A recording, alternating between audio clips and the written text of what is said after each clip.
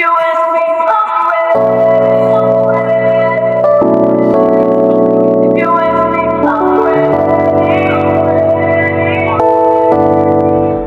September. I thought you said you were gonna stop posting Nicolandria. Bro, I said What the is wrong with you? Nicolandria haven't posted in 3 days. So? So my Nicolandrian hive. When do you think we're gonna get our life back? At this point, Nicolandria, what a wearing that, yo. And after y'all tell us that, tell me where I'm sitting at. With my name tag. Cause I know I'm invited. Shit, y'all ain't even gotta tell me I'm invited. Shit, y'all ain't even gotta invite me. Y'all better stop playing with me. I'll turn in one of them crazy ass fans quick as hell. That quick. Football teams posting about a reality TV couple. Lip kits selling out in hours because fans are obsessed with a love story. 2 people finishing second but somehow winning at everything that actually matters.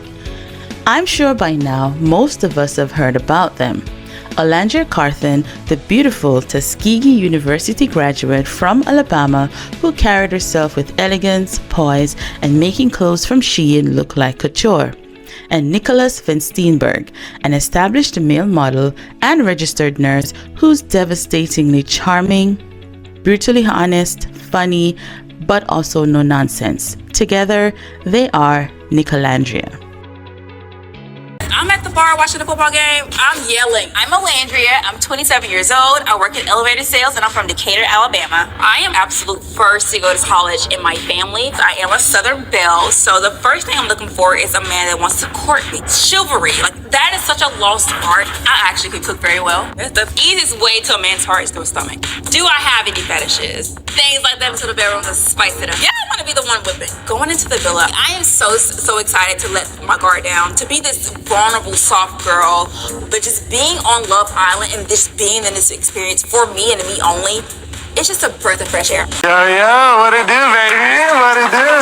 I'm Nicholas. I'm 24 years old. I'm a registered nurse, and I'm looking for someone to take care of. What people wouldn't know about nursing is charm is 80% of the job. To give them that positivity, a little bit of love, affection, not in a weird way. The way I would describe myself is adventurous. My friends would describe me feral. I need a woman in my life to do, maybe not impulsive, but spontaneous. 1 week we might be in Florida, 1 week we might be in France sipping espressos.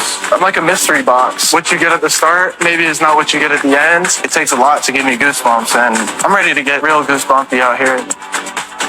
Hey, I'm Danny, and today I'm dissecting the Nicolandria phenomenon, how a joke about breast milk turned into the most devoted fan base in reality TV history, and why brands are throwing money at Love Island's runner-up instead of the winners. If you want to understand why millions of people call themselves delusional for shipping this couple, why women feel healed by watching their authentic relationship, and how 2 people created a marketing goldmine just by being themselves, smash that like button and subscribe because we're about to deep dive. This is a case study of why fans fell in love with Nick and Olandria. I've been in the comments and I see people saying, this needs to be studied. So I'm attempting to do just that. Now, I'm not an expert. I'm just a fan. So please don't chew me out in the comments. Thank you. My analysis uses 3 approaches.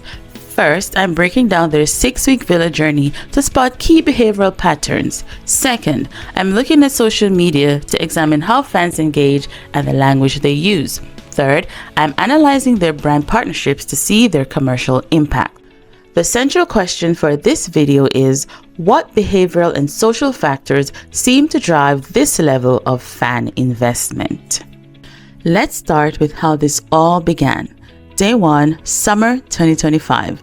During introductions, 22-year-old Ace mentions his age.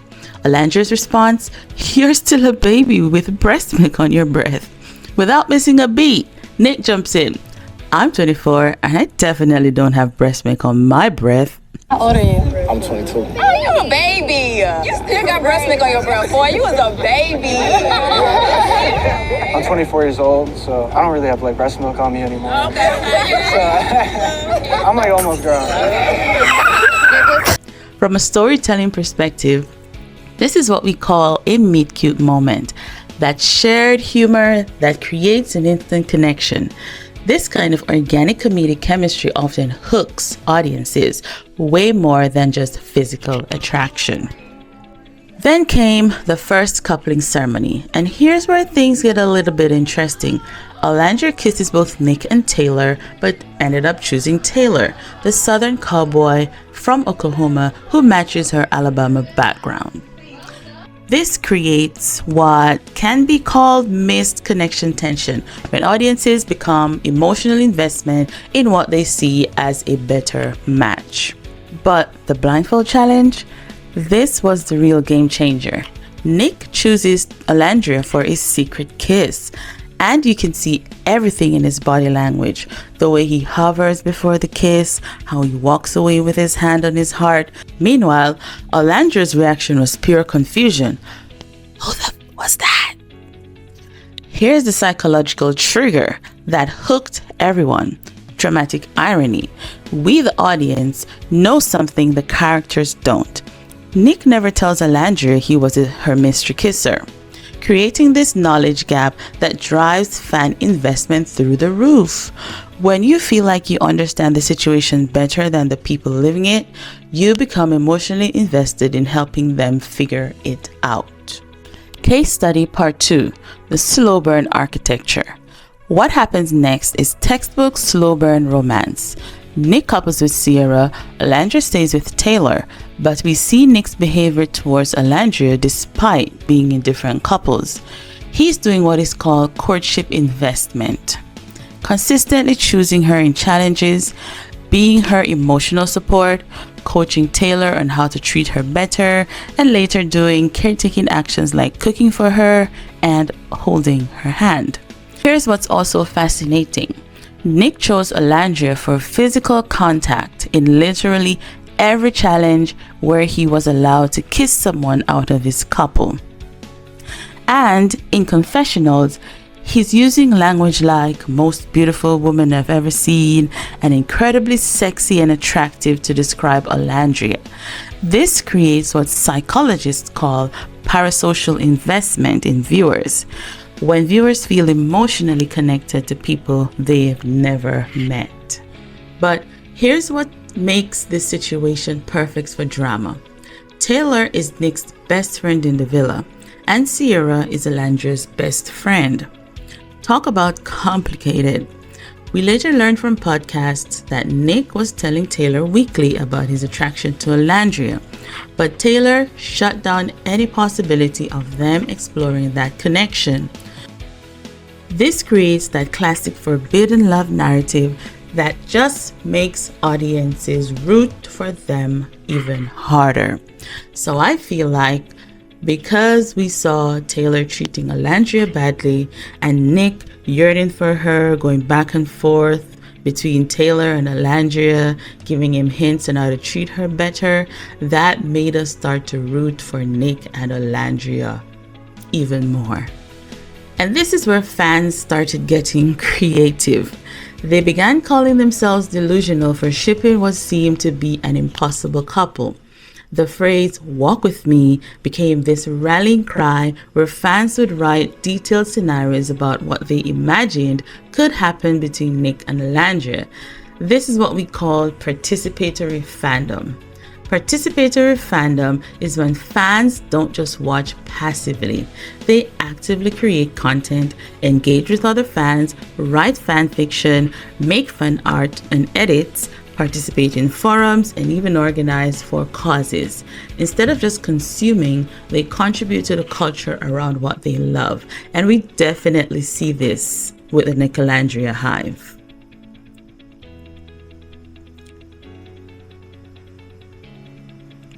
Meanwhile, in the villa still, the cameras are catching everything.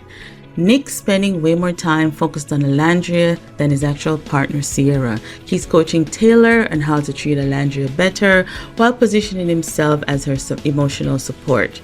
And to viewers at home, it's painfully obvious that Taylor isn't treating Olandria well and isn't interested in growing their connection, while she's fully invested. This pattern of quote-unquote unrequited service typically generates massive audience sympathy and investment. This might be one reason why fans have such deep affinity for Olandria.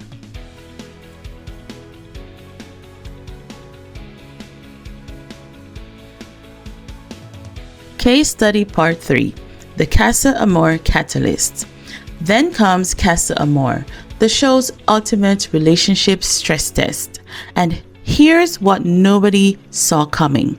Both Nick and Olandria getting eliminated after failing to form new couples. Fans went absolutely wild. Social media exploded. Fans are creating hashtags demanding their return, generating massive engagement. And the thing about Love Island USA, they film and broadcast almost in real time, so producers can actually respond to fan pressure. What happens next was reportedly the first time in Love Island's history eliminated contestants were offered the chance to voluntarily couple up and return to the villa. Think about that. Fan engagement literally altered the show's outcome. The garden date becomes crucial here. Nick learns that Sierra coupled up with Elon, who's almost his doppelganger, while Olandria discovers that Taylor is genuinely interested in Clark. This gave them both psychological permission to explore what had been brewing between them. And finally, Nick's confession moment. He tells Olandria he's attracted to her, finds her beautiful, and wants to explore romance. Olandria's shock seemed completely genuine, which supports the authenticity of their connection rather than any showman's theories. Case Study Part 4. The soul ties situation of it all. Now, we get to the moment that broke the internet, the soul ties kiss. Fans describe it as spicy, felt through the TV, and soul-snatching, language that shows just how strong the viewer response was to their chemistry. But here's the detail that sent everyone into overdrive: the makeup transfer. Olandria's lip combo ends up all over his face, and his reaction is everything. He wants it to stay. She went all in on his lips, and fans interpreted this as visual proof of their connection. But Nick's excitement versus Olandria's desire for secrecy created even more dramatic tension. This moment got fans so excited that the Love Island universe was thrown into a frenzy. People were buzzing, and they became even more invested. Then, the worst thing happened. The next day, Nick and Olandria agree that there was quote-unquote no romantic spark. This is what we call temporary narrative regression, delaying the gratification, which actually tends to increase audience investment as well. When you don't get consistent rewards, you become more emotionally attached. This explains another reason why fans were so intrigued by this couple. Fan reactions during this period hit peak frustration levels. Comments like "screaming at my screen" and they're lying to themselves. What Nick and Olandria didn't know was that this created incredibly successful emotional engagement. Audiences are fully invested in what they saw as correcting these character mistakes. So, oh my God, like even thinking about this now, it's almost like I can remember the level of frustration, because what? Case Study Part 5. The protection and elevation pattern. So you guys remember that after everyone came back from Casa Amor, there were just too many people in the house. So some people had to go. So let's talk about that whole elimination exercise. When OLANDRIA faced elimination, Nick's behavior revealed these protection instincts that became central to fan engagement. You could see his visible worry, his passionate advocacy, and the physical relief when she was saved. This showed genuine care that went beyond strategic gameplay. Now, let's talk about the Stand on Business challenge. This allowed OLANDRIA to confront Taylor publicly, and in fans' eyes, she was finally freed from that connection. The response was overwhelming support for her standing up to what they saw as mistreatment. This moment repositioned her from victim to empowered woman in the audience's perception. Meanwhile, Sierra's elimination due to problematic social media posts removed the final obstacle to Nicolandria coupling. We were so happy. This external resolution maintained their moral high ground. In most viewers or fans' eyes, they didn't betray friendship. Circumstances just aligned perfectly, and all was right with the world once more. So once Nick and Olandria coupled up, Nick's behavior became a masterclass in what fans call acts of service. Hand-holding assistance, giving her a shirt, cooking despite hating it, and making her pancakes with crispy edges just how she liked them. Olandria was open to receiving all of this, and we watched her become more trusting and vulnerable with Nick. These gestures align with love language concepts that create strong romantic attachment in observers. Another reason fans connect so deeply with them. Let's talk about the baby challenge. Nick and Olandria showed incredible compatibility, effective communication, complementary parenting styles, and mutual respect for leadership roles. They handled it so well that it left a strong impression on Nick. Fans even created a TikTok page for their fake baby Marcel that got massive engagement, showing parasocial investment in their hypothetical family as well. Case study part 5. Post-Villa brand value analysis. Since Nick and Olandria got together at the end of the show, fans didn't get to see their relationship blossom. So they turned to brand campaigns for insight into what was happening with the couple. Nick brought Olandria to Greece for his Kalani Kinis campaign. She joined his Agua de Kefir partnership, and Nick participated in her NYX campaign. Finally, fans got the Nicolandria content they were craving. The success of the campaigns were remarkable. The NYX lip kit sold out rapidly, and even their restock sold out. The Kalani Kinis Greece campaign saw items selling out plus significant engagement on their social media. The Agua de Kefir partnership created 2 months of sustained content generation with daily brand visibility and consistent support from the Nicolandria community. These brands became integral to keeping fans fed, engaged, and excited about Nick and Olandria's post-Villa relationship. What's more, Nick's post-Villa protection behavior reinforced authenticity perceptions. During social media criticism, he shielded Olandria from negative discourse, managed fan communications, and facilitated her gradual entry into the spotlight. This protection continuation showed consistency between Villa behavior and real-world behavior. Fans definitely noticed this, and it seems to have increased their affinity for Nick and his care for Olandria. Family support amplified their brand value too. Miss Jennifer and Ella's TikTok advocacy for Nick to get with Olandria during the show, both sets of parents using in-law language after the Greece trip, and Nick's family helping Olandria with her contracts for the brand deals created institutional backing that increased relationship legitimacy perceptions. It would be remiss of me to not mention the fan demographics, because I think the success of Nicolandria is also due to the type of people who support them.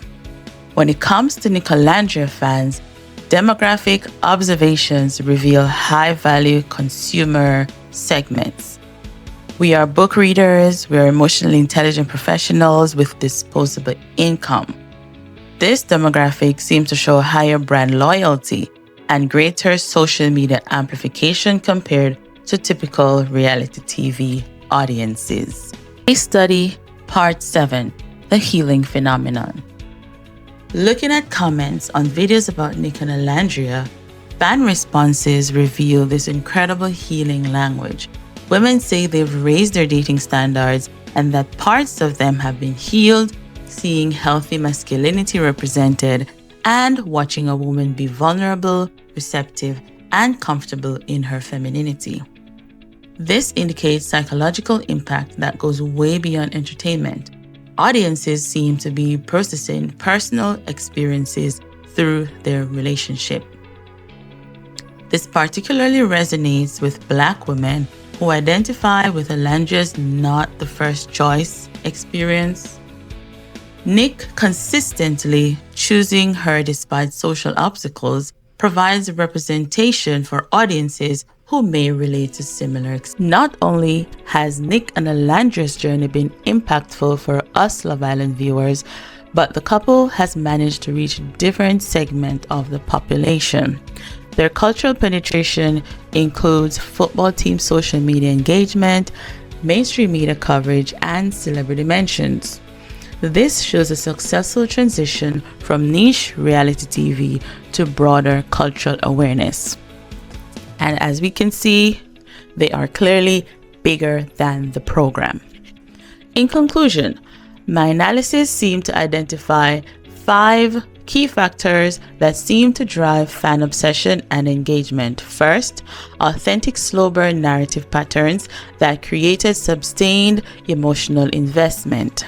Second, protection and service behavior patterns that triggered positive responses in audiences.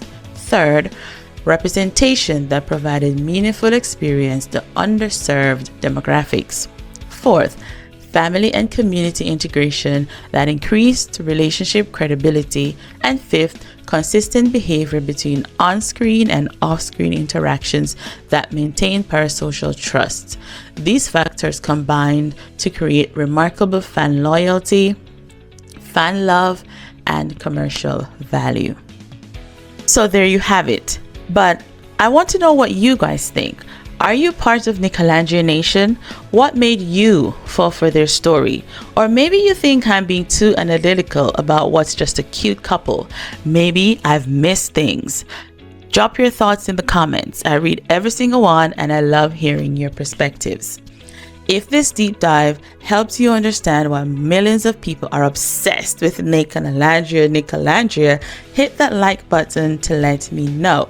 Also, make sure you are subscribed and turn on post notifications. Thank you so much for watching. I love you guys and see you in the next one.